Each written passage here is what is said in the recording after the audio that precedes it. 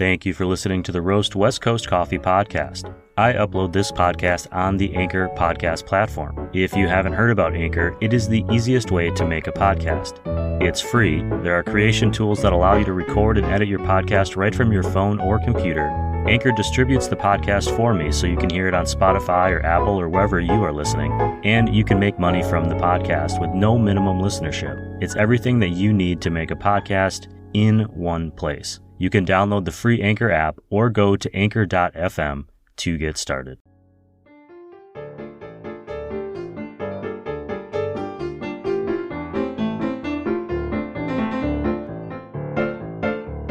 Good morning and welcome back to the Roast West Coast Coffee Podcast, where I interview the coffee professionals of the West Coast and try to help us all get a little bit coffee smarter in the process.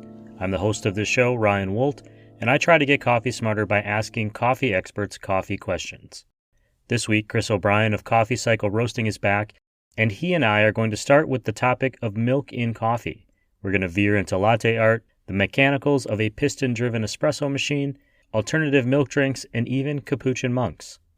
If it hasn't been obvious from previous episodes, or this is your first time listening to the Roast West Coast Coffee Podcast, I want to clarify that for the first year of Chris's coffee shop, Coffee Cycle, it wasn't yet a roastery, I worked there as a barista, trying to immerse myself in the world of coffee. I had asked him if he would teach me the ins and outs of coffee, and he responded by giving me a job one day a week, which turned into several days a week, which led to a lot of really interesting and sometimes weird conversations around coffee. It's why this show exists. So if you're wondering how we get from one topic to a seemingly completely unrelated one, it is because of the hours spent standing 2 feet from each other behind the coffee bar, which gave us the freedom to let conversations wander. I was never a great barista, and I never will be, but those mornings brought me to here, Roast West Coast, where I get to keep learning about coffee and sharing that knowledge with you. If you've been enjoying these shows, I'd appreciate it if you would give this show a rating and review wherever you are listening, or better yet, tell a friend to listen. We appreciate the word-of-mouth growth this show has seen. I'm drinking a Coffee Cycle Roasting Guatemala coffee this morning. It is the new house roast at Chris's shop, and it is proving to be a great every morning coffee. Right now, you should fill your coffee mug and make sure your headphones are charged and the Bluetooth is connected, because it is time for the show.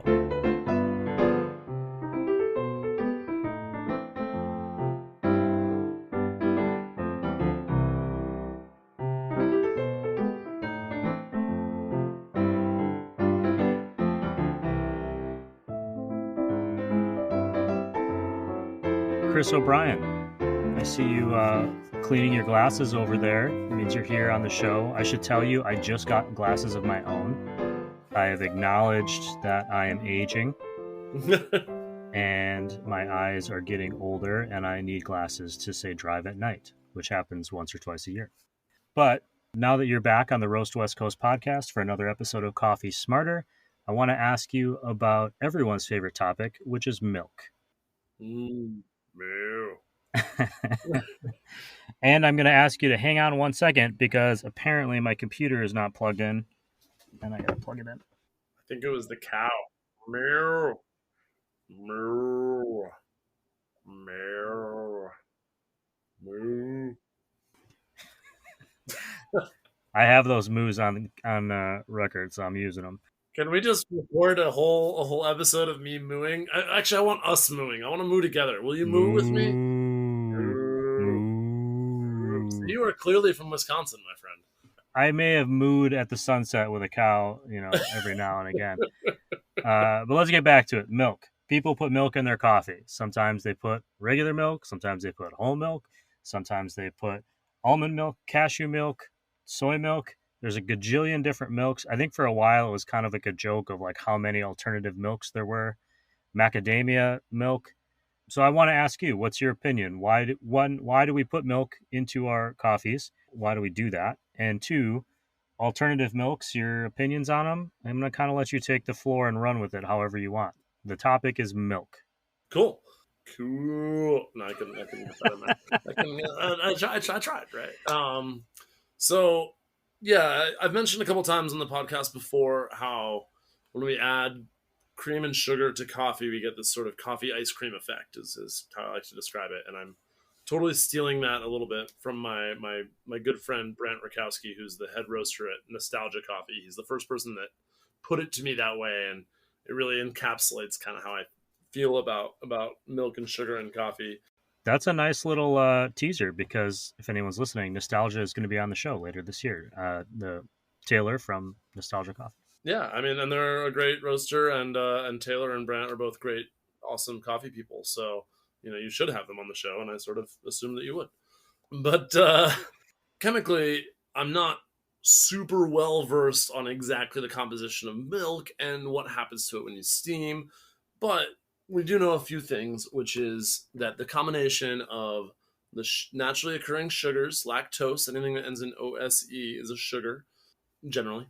Lactose, the sweetness of lactose, the protein that's in the milk, and the fats that are in the milk all help kind of create this effect when we add it to coffee that tends to pair pretty well with the coffee. And I don't know historically when we started adding milk to coffee. I'm not really sure about that. I know a few things about the origin of cappuccinos and the fact that adding milk to this sort of, it wasn't quite the same as espresso is now, but this concentrated coffee beverage that they were kind of calling espresso back then. I think in Austria, they added the milk to the coffee and it made it look this kind of tan brown color. And there was a garment worn by some, I think it was monks, that was capuchin. I don't know how to say the word. It's Capuchin. But basically, adding the milk to the coffee made it look the same color as these robes. And so that's where the name cappuccino comes from, is from this kind of color effect of adding milk to coffee. That's serious? That's like a real thing you just told It's a me? real thing. It's a real thing. It's I'm amazing. pretty certain. I mean, I don't have like a reference that you can look up to verify that, but I'm pretty certain of that. I mean, one of the interesting things about coffee in general is that a lot of this knowledge kind of gets passed down person to person, or you read it somewhere, and there's not a whole lot of like really well concentrated, authoritative coffee texts. Um, there are plenty of texts out there, and some of them are wrong. And so it can be kind of difficult to verify a lot of that. It kind of speaks to just the length of time coffee has been around. The history of coffee is so much longer than that of a lot of other beverages, a lot of other drinks, right? Yeah, absolutely. I'm still trying to imagine kind of that first person who was like making a bitter cup of coffee, while shepherding their sheep, and thought, you know what? I'm going to put some of this liquid that comes out of the sheep into this cup of coffee. And maybe that's what did it. So I guess the furthest back that I can go in terms of adding milk to coffee is this. I think it was in Austria, this Capuchin monk thing with the color of the robes and the color of the coffee plus milk. But so let's just accept it as a given that people like this. It has to do with the chemical composition of the milk, but people like it.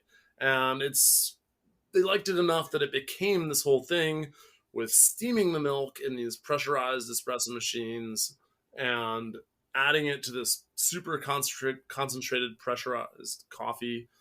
And that's really been around for, I think, 80 to 100 years, something like that. I think the piston driven espresso machine is like, I think it's 30s, 40s type of thing.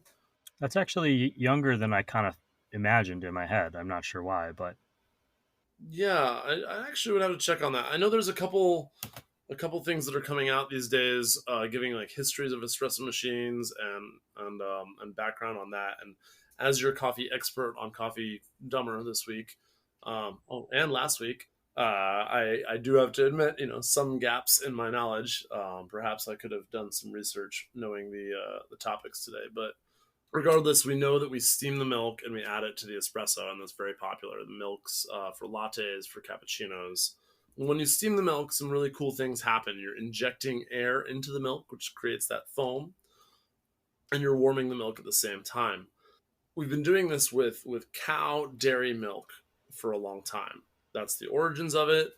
And so a lot of what we do is based on that. And now there's this whole industry of alternative milks that are coming up to accommodate people that can't drink lactose, or that even just prefer not to drink lactose for ethical or whatever reasons, taste reasons. And so that's been really interesting. And as a barista that's been working in coffee since I was 16, so almost over 20 years now. I've seen it sort of change from when it was just milk and a minority of people drinking soy to then we added almond milk. And now the big one is oat milk. But there's a ton of other non dairy options out there, like you mentioned earlier.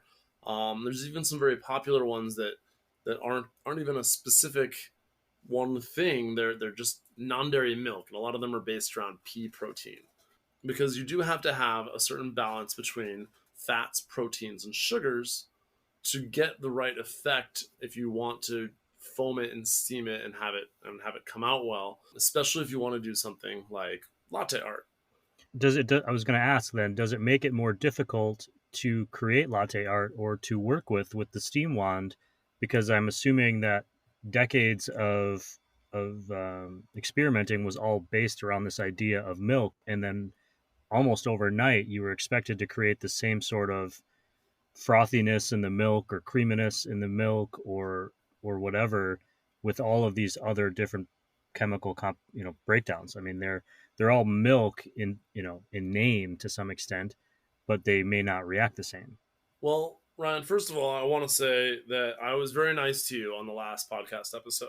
It's true. And so you worked as a barista for a year, and your total inability to form any latte art on any beverage does mean that you do need to ask this question to me now. Not being able to and not being allowed to are two different things. I just want to make that clear. I think if you were to interview my staff, which you're probably forbidden from doing, but if you were, I think that they might have a slightly different idea on exactly how strict I am on. Well, parents are always strictest with their first, Chris. Oh, aren't you older than me? It doesn't matter. Anyway, so the answer is to the basic question that you're proposing there is that yes, dairy alternatives are often and usually harder to steam well than regular dairy milk. And some dairy milks are harder to steam than others. Non-fat milk, when you've skimmed all the fat off the top of the milk and it's got 0% milk fat, is very hard to foam well and does not hold its foam well enough to create good latte art. It's possible to create okay latte art, but you're never going to have as quick and easy results as with a whole milk or even a 1% or a 2%. Does that matter for the taste to them? Or is the latte art just kind of like this fun thing that we've decided that we like to do? That is a really, really interesting topic that I'm very excited to talk to you about in just another minute or two. All right, because I want to talk a little bit more about some of these other alternative milks and how they affect it. Because latte art, well, I'll touch on it quickly first now, which is that latte art does not necessarily make your beverage taste better. Sneak preview, it actually makes your drink taste worse. That's what I want to talk to you about later. But having latte art on your drink is a sign that the barista did a good job steaming the milk, because only with well-formed microfoam can you pour latte art. The fact that the art actually has an effect on the taste of the drink, that's something that not a lot of people like to talk about because it sort of sucks that it makes the drink taste worse. It's pretty minor, but there are definitely a lot of non-dairy milks that don't form a good enough foam, a good enough microfoam to make good latte art with. And therefore, it can be sort of looked at as if your barista has not done a good enough job with your drink. So, back when I was first a barista, it was just soy milk was the only option. And soy milk does not steam very well.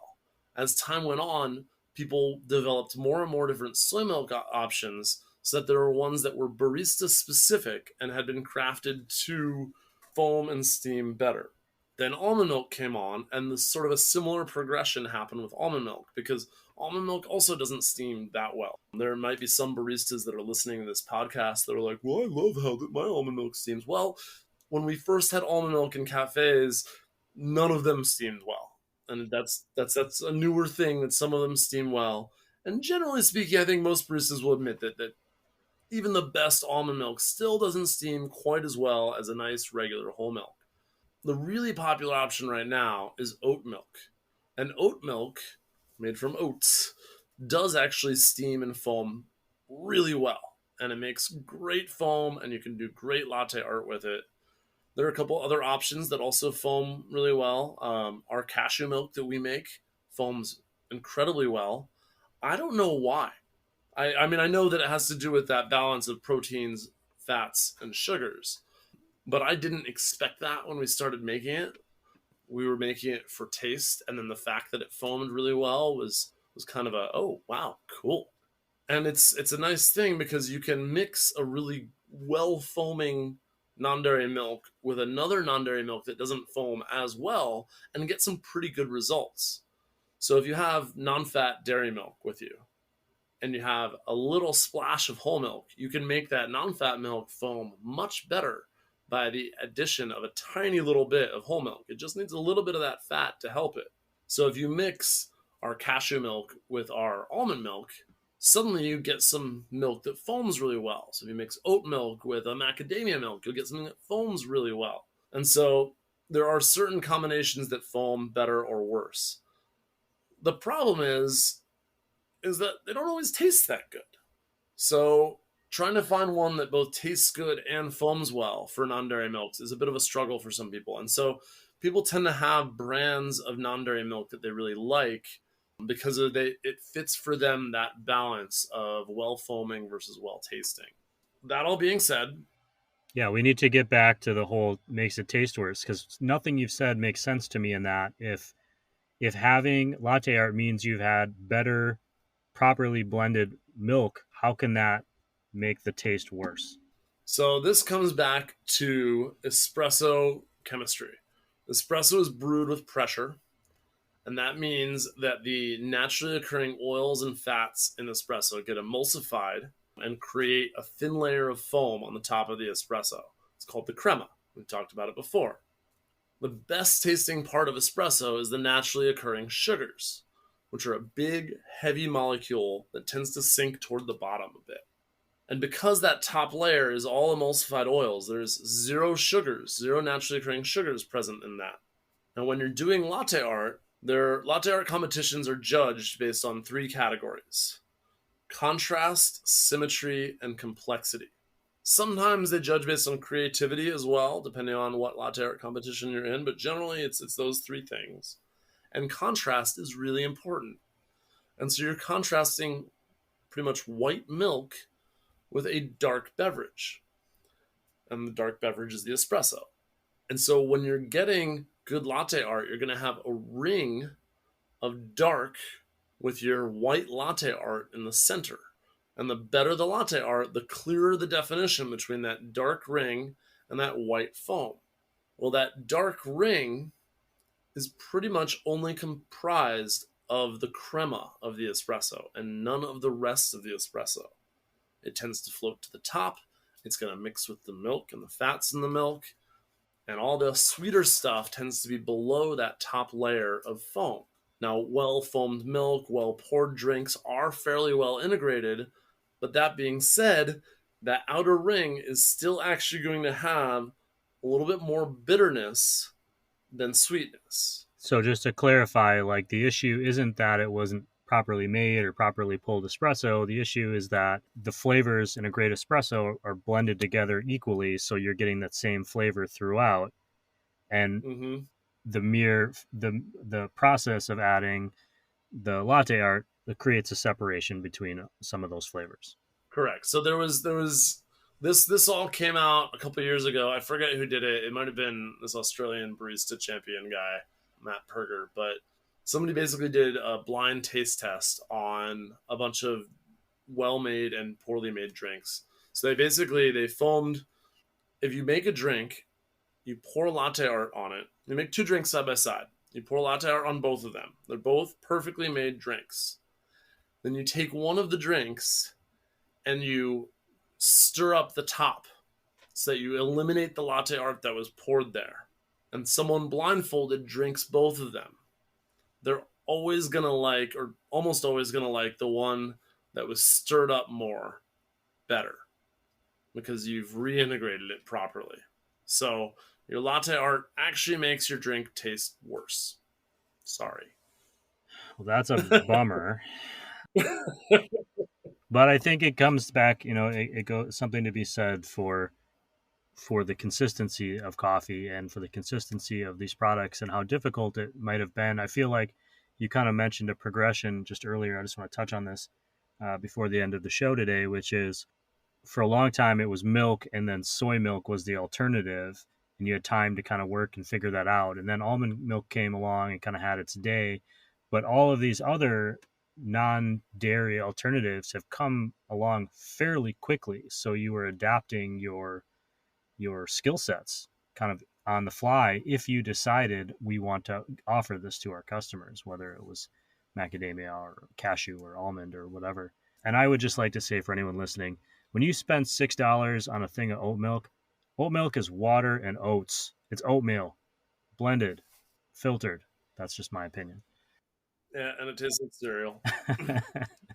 But it works. I actually use oat milk at home and make oat milk at home, which is exciting. But I don't buy it for $8 or $10 a carton. I make it. You make it? Nice. Yeah. You soak them overnight? Meh. Sometimes. Nice. It depends on how lazy I am. Nice. The one thing I will say to anyone listening about making your own milk, whether it's a nut milk or an oat milk or, I suppose a cow milk, is you're not getting the same preservative process that you would if you were buying it from the store. And so you have to understand that milk will go bad. So my oat milk generally has like a 3 to 5 day window where it tastes like really good oat milk.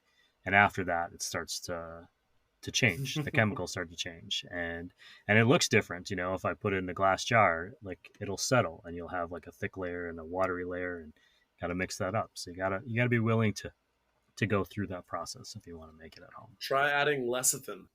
Lecithin. Yeah, you can get soy lecithin or sunflower lecithin, and it's an emulsifier. It's a binding agent, so it binds polar and non-polar. It makes oil and water mix, basically. So if you're getting that separation, try lecithin, blending it in there, and it might keep it from separating. I'm afraid of any ingredient that I don't think I can spell. Well, that's fair. It comes from sunflowers, so that's nice, and it's sold as a supplement. It's actually supposed to be quite good for you. Oh, I'm not concerned about it's whether it's healthy or not. I'm just afraid of things that I can't spell for whatever reason. Well, you eat a lot of lecithin. I'm just warning you. But there's a lot of it in your life. I promise. I feel better educated about milk. Chris, thank you for being here on this episode of Coffee Smarter. I think we are only doing one more episode this year, maybe something special later on in the season, but you got other experts. I know you've moved on. You broke through the glass ceiling of coffee experts on this show, because before you there were no coffee experts on the show, and now other experts want to share their expertise, and we want to, it's not that we think they're more of an expert than you, in all cases. But we want to get some other perspectives. So we are excited. We do have Siri is back from Lofty Coffee. She's great. Jay Ruski from Fringe Coffee has a different perspective, and we're going to talk a little bit specifically about climate change later this year. And so there's a lot going on this season. So we're excited, but you will always be the first and always be our go-to, Chris. I promise you that. But only because you work for free. I do. All I want to see is that beautiful face of yours and hear that sweet We're going to have to edit that out. We'll see you again soon, Chris. Love you, buddy. Thank you.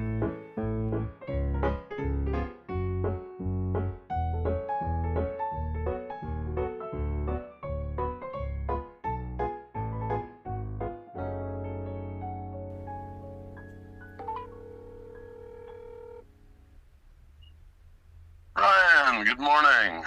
Hey, Chris. How are you today? Pretty good so far. Yeah, just getting her started for the most part. But yeah, everything's pretty solid.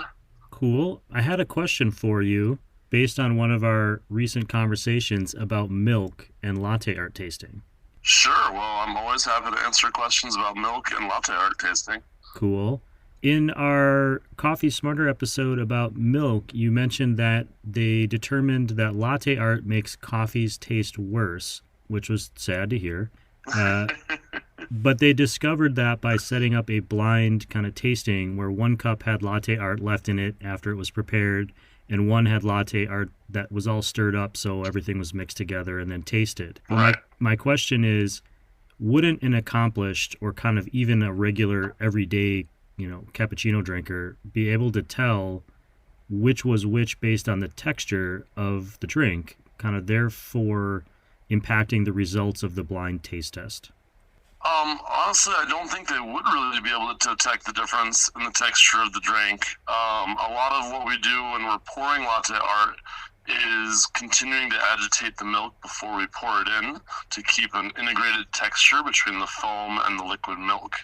And so adding some more agitation by stirring the latte shouldn't actually take away from or change the texture of the surface really detectably. I think that that's how I would imagine. But even if someone were to determine the difference, I would imagine that they would more likely therefore pick the other one. So if it does bias a blind decision in any direction, I think it would bias it in the direction of choosing the latte art one, which clearly didn't get chosen. Okay, well, that was my question, Chris. I really appreciate your time. Oh, of course. I hope that was helpful, and always love chatting with you about coffee anytime.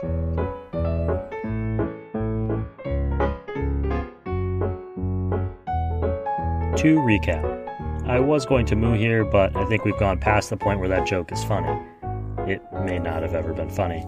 I'll just say that your coffee experience can be as simple or complex as you decide to make it. If you like milk in your coffee or you prefer it black, that's up to you. In Season 1, Chris gave us some advice on the show, which was, drink what you like and don't be afraid to try something new. That's it for today. We've got some awesome interviews coming up that I'm really proud of with visitor coffee roasters, nostalgia coffee, and origin roasters that cover a lot of ground. I hope you come back to listen to those.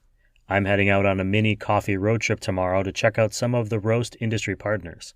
If you see a guy with a salt and pepper beard poking out from his mask, dropping bright blue stickers off at Moster Coffee or Cafe Latte or Leap Coffee or even Coffee Cycle, give me a shout. Also, head to roastwestcoast.com to find links to the rest of the show's supporters: Maria Coffee, Zumbar Coffee and Tea, Steady State Roasting, Cape Horn Coffee Importers, First Light Whiskey, and Camp Coffee Company.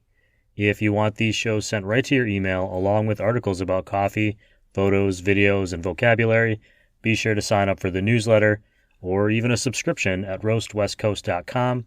This show is always free wherever you listen, but the subscriptions really support the creation of the show, be it a $5 one-time tip or a monthly one that helps us keep growing and improving this show. I'll leave you with a quote from Henry Rollins, musician, poet, and actor, who said, "What goes best with a cup of coffee? Another cup." This episode of the Roast West Coast Coffee Podcast has been written, produced, and recorded by me, Ryan Wolt. I hope this show has found you happy, healthy, and with at least enough sanity to make it through the day. And please, always tip your baristas, and be sure to drink good coffee.